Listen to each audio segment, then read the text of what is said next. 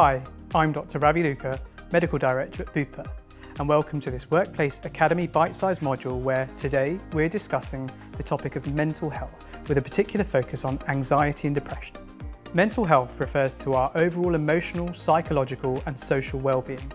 Much like physical health, it exists on a sliding scale and can vary from good to bad depending on what a person might have going on at any given time. In England, it's estimated that about 1 in 4 of us will experience a mental health challenge at some point each year, with 1 in 5 UK workers reporting that they have experienced anxiety at work. That could be every day, or it might come in waves at particularly stressful moments. Everybody's experience of mental health is different. As a manager, it's important to get to know your team and understand the challenges they might be facing, as well as what they need and when to help them overcome those challenges. Discussing mental health can often seem daunting, particularly in a professional setting, when somebody might be struggling. But opening up that conversation is the first step towards understanding what somebody might be going through and how, as their line manager, you can help them to navigate it. Let's find out how. I'm now joined by 2 Bupa colleagues who are going to discuss their lived experiences as a line manager and team member on mental health in the workplace. So Alicia, Ian, thanks for joining us today. Thank you.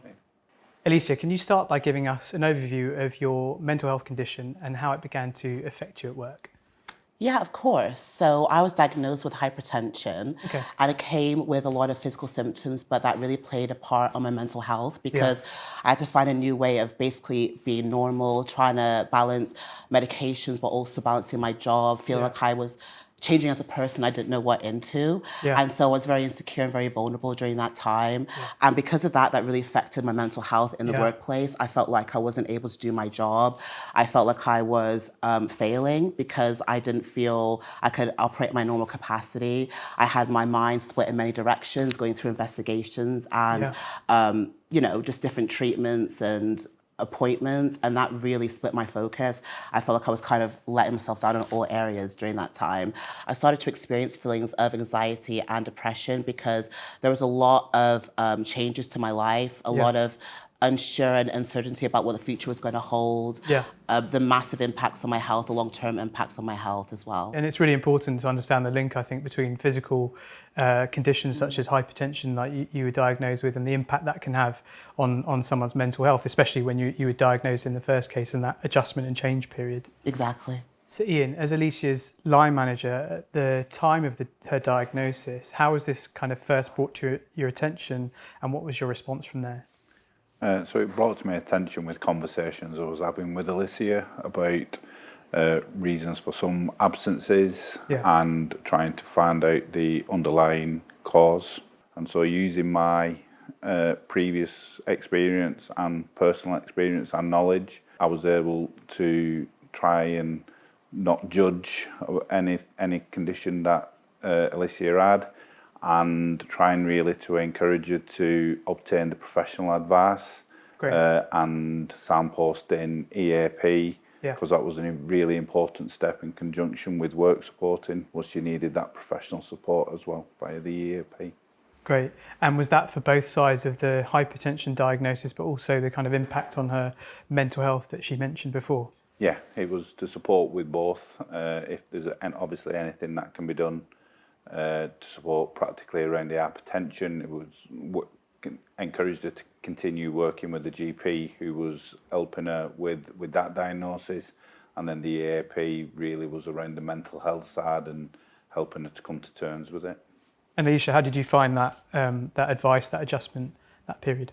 Yeah, it was really, really helpful and really, really useful. Ian helped me empower myself to reach out for different support. The EAP was absolutely amazing. I had 6 free counselling sessions with them and it helped me just adjust my mindset as to, I'm not a bad person or I didn't do anything wrong because I have this condition, but I can do stuff about it now moving forward. Ian also helped me basically connect with other members of the team who also have chronic conditions. And actually we have really great friendships now because we're able to support each other during that time. Brilliant. I think we sometimes underestimate the power of the community. So it's great, Ian, as Alicia's line manager, you could bring that in and support others as well. Yeah, it's really key for me in that the power of the friendships, as you said, and you can get the professional support, But if you're able to bring that personal friendship, people who do the same job, understand each other and can relate, that to me is really powerful, whilst protecting obviously the privacy of people and ensuring that everyone is comfortable speaking to each other before bringing them together. That was really important with it as well. What would you say is key to creating an open environment like that? It's about making sure that you're open as to whatever communication method Alicia was comfortable with. So I gave her my mobile number so she could text me, WhatsApp me. I also made regular appointments, so I had touch points with her on regular basis. It was really important to give her some space to help her come to terms and utilise, but have that regular touch point. And then eventually on the journey, what happens was that Alicia started making contact on a more frequent basis. So it's about just creating an environment where somebody is able to talk to you freely and openly, and trust that you're not going to go and share this information that they're giving with you, apart from with relevant people that you need to.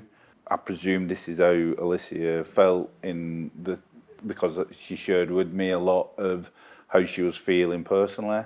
My experience then was able to normalise that for Alicia in a way that previous people had experienced this, that had managed previously. They'd been through this same journey, so the things that she was feeling, the fears that she was feeling were normal, and other people had felt this, and that actually leads to more confidence for Alicia to share that little bit more. And then the more she shares, the more that you can support. But it's really important that you're not there to fix, you're there to listen, and you're there to signpost. And Alicia, on that, what would you say to somebody who might be struggling with a mental health condition and feels unsure about opening up to their line manager? Yeah, I think that is such a normal thing to feel. I was super scared to open up to anybody because I thought, oh God, people are going to judge me. But if you don't feel comfortable, EAP is a great resource. You don't have to get the 6 counselling sessions. You can get one session of 20 minutes. They're 24/7, 365. So any single time you want to speak to anybody about anything, they're always there. But I would also encourage people to feel opening up is brave and hard, but it actually really helps in the long run because people know how to help you when you're open. And so, yeah, just be vulnerable, don't judge yourself, and speak to EAP. Great, and a really consistent message we've had throughout these sessions is that first step, opening up, is key. The fear of opening up is the worst part of it. After that is great. You can receive that support that you need, like employee assistance programs or EAPs that you mentioned. So Ian, same question to you really, but from a line manager's perspective, how would you give advice to them about people struggling with their mental health? The chance that somebody else has also suffered, and by opening up, you open up the opportunity to be able to speak to other people who've been on a similar journey to you. If you're not brave enough to share with you, don't receive that support, and you can't be put in touch. So something Alicia's not touched on is being brave and opening up. She's actually gone on to help other people who have been line managing, and she's helped to encourage them to use the EAP system.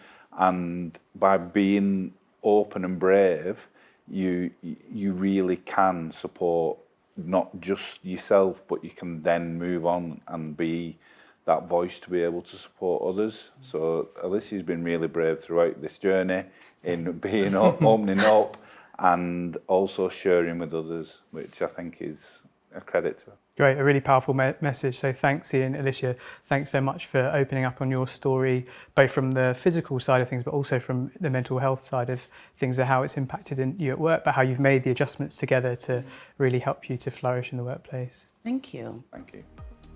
Thank you for watching this Academy module on mental health, focusing on anxiety and depression. Today we've heard one person's story, but it's important to remember that everyone's experience of mental health is different. The journey to recovery can be complex, and there is no one-size-fits-all approach. However, the underlying message is always the same.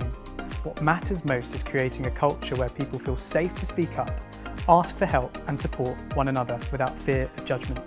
Whether you're a colleague, a manager, or someone going through it yourself, these small steps can make a big difference. For more tools and support for dealing with health and wellbeing issues in the workplace, head to Bupa's Workplace Academy webpage at www.bupa.co.uk/academy.